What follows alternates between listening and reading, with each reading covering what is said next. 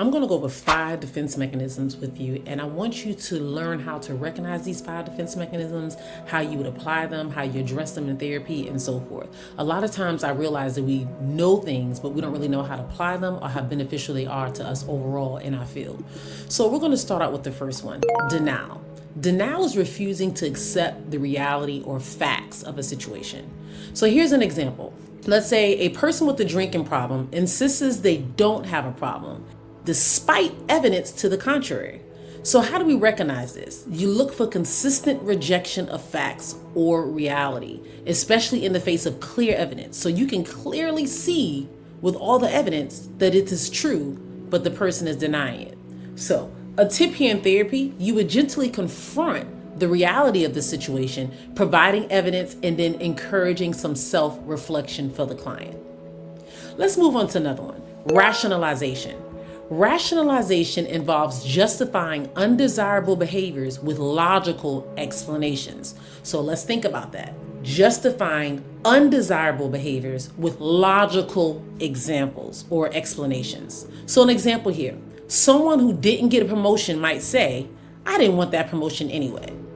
So how do we recognize this? You notice when someone provides seemingly logical reasons for their behaviors, but it doesn't align with their usual values. So if you're providing therapy with someone, you would encourage the client to explore their true feelings and motivations behind their actual actions. Again, this is rationalization. Let's move on to another one, projection. Projection is attributing one's own unacceptable thoughts or emotions onto other people. I love projection because I like to look at it as if we have a projector in front of us and everything that we have here is being projected out there. So remember, we have it here, you can see me, but we're projecting it out there. So here's an example.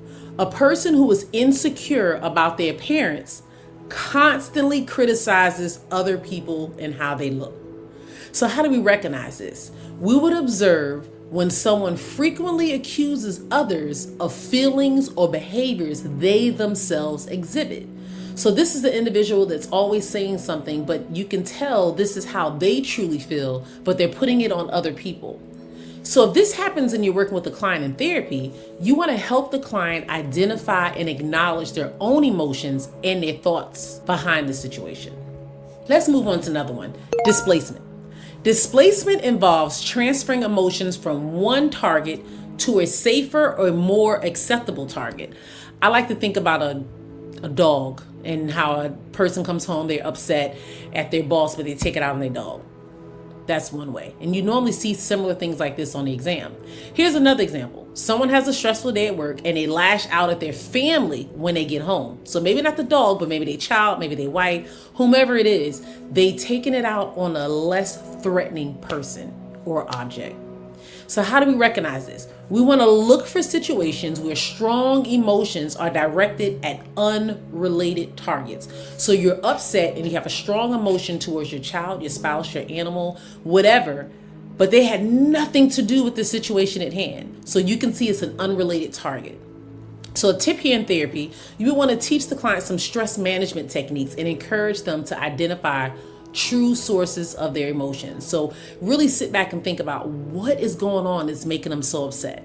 This is an example of what we'll do when we see someone dealing with a lot of displacement. All right, let's do another one. Sublimation, probably one of my favorite. Sublimation is a positive defense mechanism where we take unacceptable impulses and we channel it into productive activities. So an example here, someone with aggression tendencies takes up kickboxing as a hobby. Now, they can go around kicking and pushing and hitting people to deal with their aggression and their anger, but they decide to do something more positive, like take up kickboxing.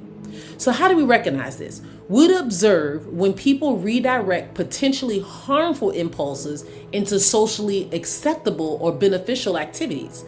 That is what they're doing when they are using sublimation as a defense mechanism. So a tip here in therapy, you want to encourage this positive coping mechanism when exploring the underlying emotions that that person might be dealing with. So overall, understanding defense mechanisms can help us become more self-aware and improve our emotional well-being. Remember, defense mechanisms are natural, but over-reliance on them can hinder our personal growth. If you find yourself frequently using these defense mechanisms, consider seeking professional help to develop healthier coping strategies. Now, I know many of you watching this video are probably working towards your LMSW exam, or maybe you are a therapist at hand.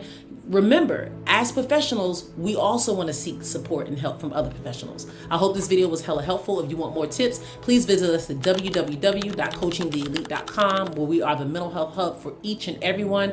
I don't care if you're trying to start a practice, scale a practice, start a supervision journey within your practice, or if you just want to pass that LMSW exam so you can do all the other things. This is the channel and the site for you. So visit us at coachingtheelite.com. Make sure you click the link in the bio if you have more questions, concerns, or want to get some of our free tools and strategies that we do provide. And most importantly, make sure you subscribe. Make sure you tell a friend, because remember, we're all trying to win. Be blessed until the next one.